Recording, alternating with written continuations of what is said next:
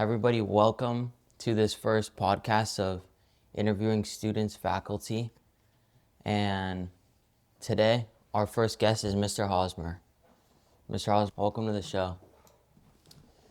Thanks, Craig.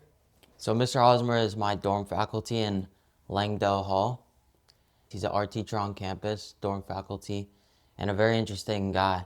We're going to try to have all of you get to know him a little better during this interview. How are we feeling? Feeling good. So we talked before this, and you said, talking about your childhood, it was almost like a photo album. Right. Where you had memories that were like an image and they were vivid, but not very over-revealing. Like, tell me about that. Yeah, it's hard to piece together. I kind of remember, and maybe a lot of people are this way, but I kind of remember things through stories that other people say about you more than my actual own memory, or remember things in snippets as opposed to long conversations or anecdotes that are a little bit more elaborate. Maybe that's the way my memory works. Did all this blend together just like a blur and an aesthetic of your idea of what your childhood was like based on what people are telling you, or are there photos that stick out to you? No, I mean, there's things that I did that I remember and how I felt, friends and experiences that I had that I certainly remember, but none of it stands out of my mind as being super overwhelmingly formative. Yeah. So you grew up in Massachusetts, right? That's right. What town was it? Well, I grew up in a town called Westford. I only went to Westford public schools until the third grade, and my mother was a teacher. She was an art teacher in Boxborough public schools. At the time, Westford public schools weren't so great. So we had a school choice opportunity. If your parent is a teacher in another town in Massachusetts, you could go into the other public school system. So that's what I did. I went to Acton and had my mother as an art teacher for 3 years, and then went to junior high and high school in Acton. I'm sure that was a big influence on your life, your mom being an art teacher. Yeah, maybe. I kind of ran away from it actually for a while. I did music mostly through high school and college, and even after that. I eventually did come back to drawing and painting, and then started photography. Yeah. Those Hey, experiences. you mentioned you sang classical, right, when you were younger? Right, yeah. So what led you to that? Was that a parent recommended thing? Did you feel a calling for that? So I took 2 years off after high school. I combined 4 years of high school into 3. And just did the bare minimum to graduate in my senior year. I combined my junior and senior year, and then took 2 years off.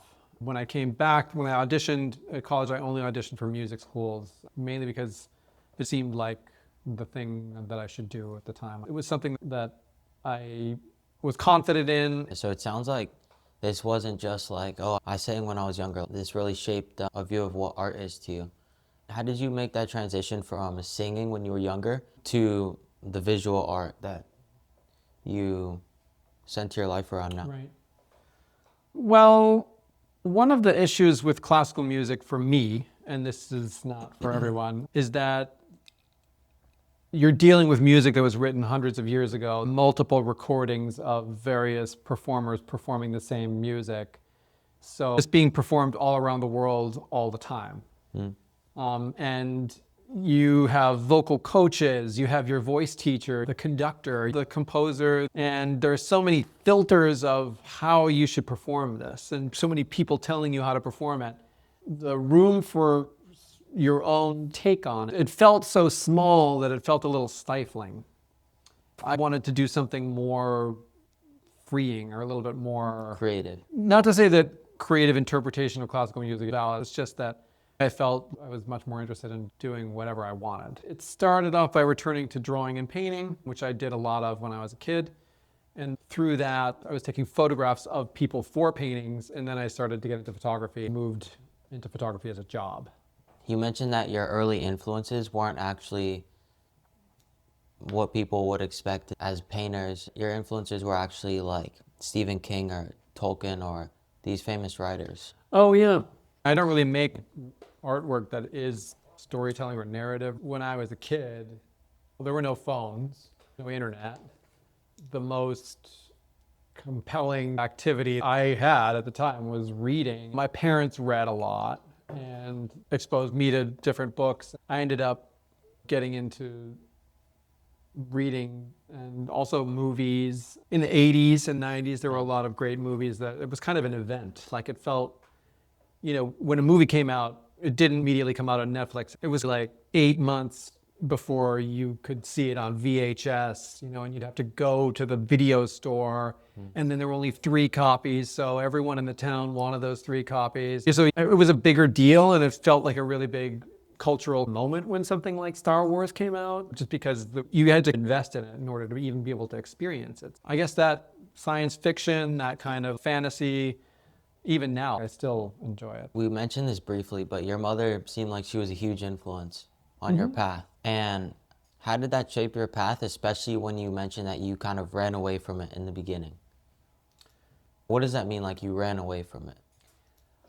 I guess I wasn't really running away from art necessarily. I always appreciated it and went to museums and appreciated drawing every now and then. I didn't really think of it as I didn't want to be a teacher. I didn't like high school. I didn't want to go back to high school. Coming back to art was thinking about it both in terms of, not just as an expressive medium, but also as a way of making a living. If I'm not going to be doing classical music, what am I going to be doing, I guess, is maybe the questions I was asking myself. And, there are a number of teachers in my family, and I was living in Japan at the time. I don't want to get bitten on YouTube. Yeah, no. And, there weren't a lot of job opportunities for foreign people other than basically teaching English. So I was trying to think of ways to do something more creative. I started out by drawing and painting and getting better at it, and moved towards photography because I knew some people in the world of photography, and that became a job. I didn't think about coming back into teaching until I had done photography for around 8 years, but I'd had a number of different smaller sort of summer program experiences where I was teaching, where it was actually a lot of fun. And then I started to think of it as a transition that I could make in a career. So coming from Massachusetts, raised there, we learned that you actually applied to Exeter to be a teacher from Tokyo. What led you to Tokyo, and how were you on the other side of the world and said, all right, I'm going to apply to Exeter, even when you didn't want anything to do with high school? In the 2 years that I took off between high school and college, I traveled around the world for a year, and I stayed in mostly 4 different places for 3 months each. I was in Japan for 3 months and met my wife there. When we got married, I was in college in Boston, and then we moved to Japan right after that. We lived there for 20 years. I started doing photography in Osaka, which is where we lived. Then I got into an art program in Tokyo, and we moved to Tokyo because it was a good opportunity. My kids were both born in Osaka, but we moved to Tokyo when they were quite young, so they mostly were raised in Tokyo. And then how did you find Exeter? One of the issues for me is that I was teaching kindergarten to 12th grade, and it was a small school, but I was the only art teacher. It was dual language, so I was teaching in English and in Japanese to kindergarten through 12th grade. There was a lot to do there, and it was quite fulfilling. I learned how to teach and develop a curriculum. I had a lot of autonomy and support as well. My kids both went to that school, but I wanted to work somewhere more focused on the high school age range and more rigorous. And coming from Tokyo, we own a house there. I wasn't going to be able to rent or buy a house here and then work in a public school or something. So I was only looking at private schools and boarding schools. Exeter's job description was so specific that it was ceramics and photography, which is exactly what I do. Exeter was incredibly generous. They flew me out. I had an interview here. I got to experience what the culture was like. I was able to participate in dorm duty. I helped teach a class. I met students. I met administration. I met the art department. It was wonderful, really. It was kind of an easy choice to make once I had already gotten to that point. But Yeah, they were selling it to you, making yeah, sure. it's not a hard sell. I mean, For some teachers, maybe they want to be able to disassociate with their jobs at some point in the day. Okay, I'm done with teaching. Now I can be at home and have my home life and my school life. But honestly, at my old school, I felt like I was pretty much invested in it so much that it was my whole life, and it felt like an easy transition to actually be living on campus as well. And it has been really great, honestly. What is the biggest difference between teaching abroad and teaching at a boarding school? Like, those are both rare situations. And it's even rarer because the school I was at was quite progressive. There were no grades, for example. Help someone comparing the two things. Does it feel like a very different situation that you were in, or is it just like an easy transition and it naturally progressed into this? I think my skill set was so specific and valued at my old school because you need to be fluent in 2 languages, which is necessary for that job description. Teaching in both languages was something that I'm not sure that would be the case if you're teaching abroad for other people, because most international schools teach only in English. Yeah. But that is something that you have to get good at. For me, learning to teach was one thing, and learning to teach in Japanese was another thing. And also learning to teach kindergartners, 3rd graders, and 7th graders. There were so many things to learn. It was a very formative time because there was so much to do, so much to get from it. Coming back to a country that I'm from, but it's different because it's weird coming back after you live somewhere for a long time abroad. Coming here, it's an established and very historic institution with a student body that is in many ways diverse, academically developed and multi-interested and multi-capable. There's so many different high-level students here that I think coming back was a different sort of challenge. Also, working with colleagues was a great opportunity. I never taught with another art teacher because I was the only one. So it's nice to come into a department where there are 3 other full-time teachers who you can talk to and bounce ideas off of. Yeah. So of course, photography and ceramics, those are very important to you. But you also mentioned climbing, right? Oh yeah. Climbing as a hobby or a passion. Yep. Rock climbing, are we talking? Or Rock climbing. not hiking? Or No, rock like bouldering, mostly Yeah. bouldering. Yeah. So, So outdoor bouldering, gym bouldering. is that almost like a way to get your energy out or a release? You know what it is? I don't really like rote exercise. I just find Yeah. it to be, I mean, it's got its own sort of appeal, but for me, it's just the monotony of it. I can do it for a while, but then I sort of give up on it because it's just not that much fun. Whereas climbing, the best part about climbing for me is that you can figure it out and get better at it if you just do the same problem over and over again.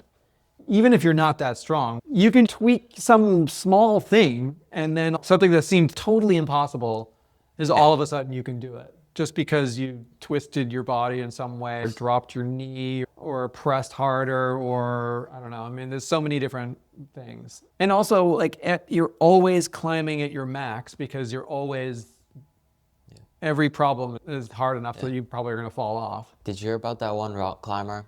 Maybe 8 years ago it was. He climbed, I believe, El Capitan. Yeah, Alex Like- Honnold. Yeah, with no ropes or anything. Like thousands of feet high. Yeah, I met him, actually. You met him? Yeah, he came to a gym in Tokyo that I'm friends with the owner of. And I was teaching a bouldering class at my old school. When that movie came out, Alex Honnold was on a tour of different big climbing gyms and they're friends, so he invited him to come and talk about the experience. I got there early with climbing, and then the guy who owned the gym, Hirayama Yu, he introduced me to Alex Honnold, and then we talked about the classes I was teaching. I didn't get a chance to talk to him specifically about climbing El Capitan. Yeah. I did see the movie, and it was insane. I heard there was the part of your brain that like produces like fear. Like he was missing that or something. I wonder if it's just from the constant, doing scary things, or if it's just you're born that way. I don't know. So you've had a lot of new jobs. You've lived in a lot of different places. When you look back and you're like, oh, I did this, I did that. Is this just an unfolding journey for you, or When do you know it's time to try something new?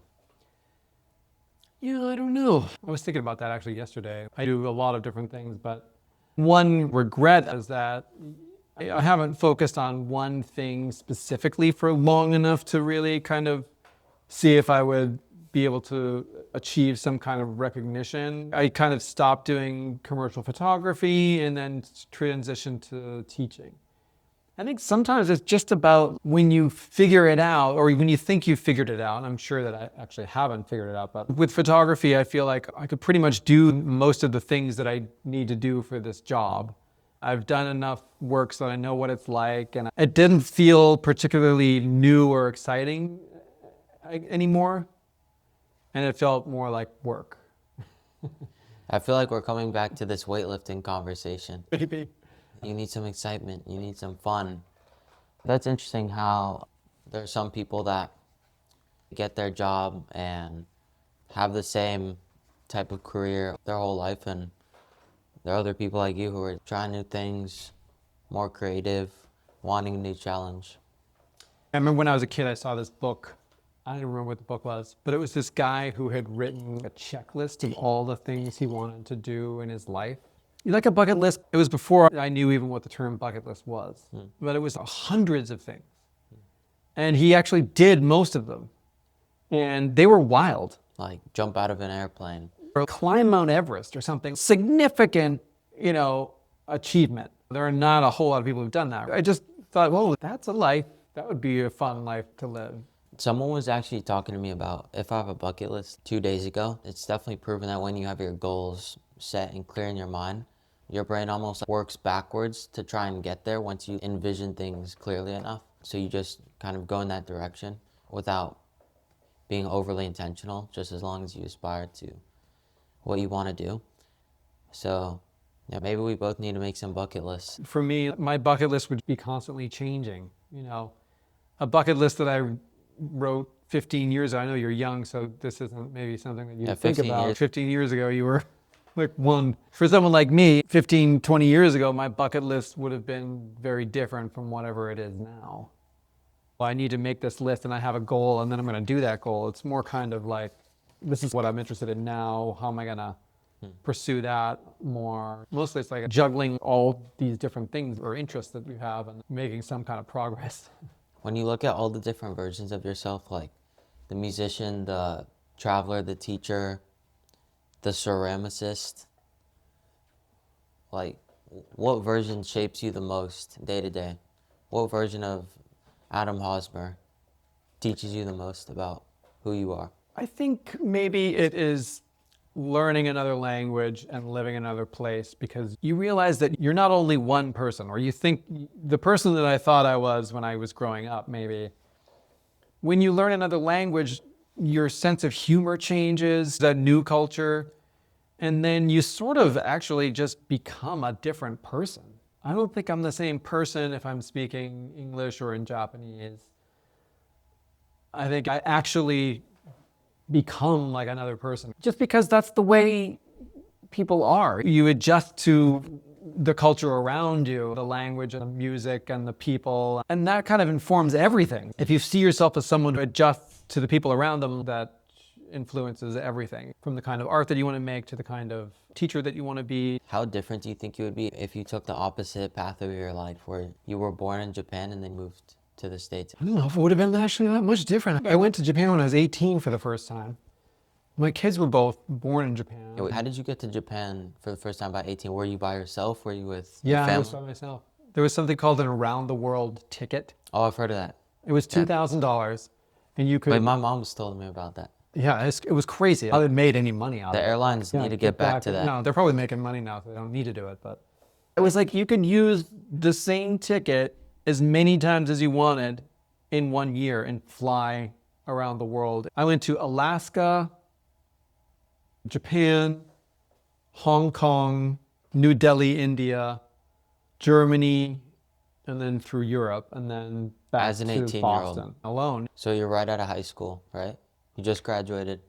Did you start in the summer? I contacted people in advance and said, hey, I'd like to work. I worked for Susan Butcher, the Iditarod, the sled dog champion racer. Just basically shoveled dog poop and fixed fences and things like that. It's an experience, though. Gave me money to buy groceries and live in a trailer and did sled dog mushing.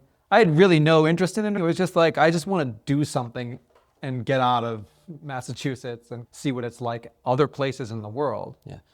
Why do you think when you were such an open thinker, even from 18, that so many people are set in their ways?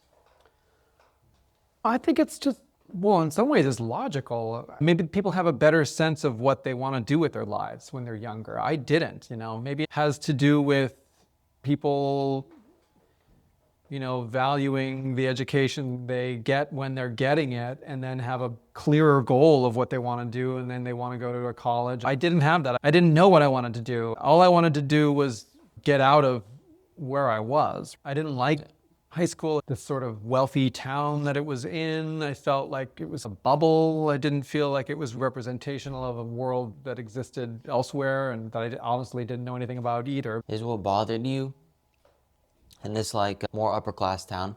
Is what bothered you the fact that it was not a representation of the rest of the world? Because, a ton of small towns, almost all small towns aren't a representation of the world, but you can be satisfied and you can be like, oh, I ride my bike over here. These are my friends.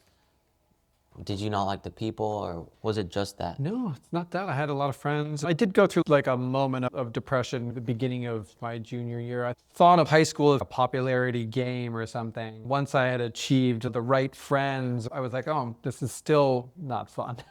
I don't know what it was, honestly. I was just immature. I didn't realize there were very interesting people in Acton, Massachusetts. People who have been all over the world and who speak many languages and have extremely intelligent things to say about it. But I didn't see it then. I kind of felt like, oh, well, they're content to live in this kind of bubble, but for me, I want to get out of here, Yeah. But it was probably the best year of my life. I would do it again, hands down. It was the most interesting thing I've ever done. Just going around and working in exchange rooms, meeting people in different countries for almost no money. It was nuts. $1,000 for that ticket sounds crazy nowadays. Through that, I ended up living in another country for almost half of my life. What do you wish people knew about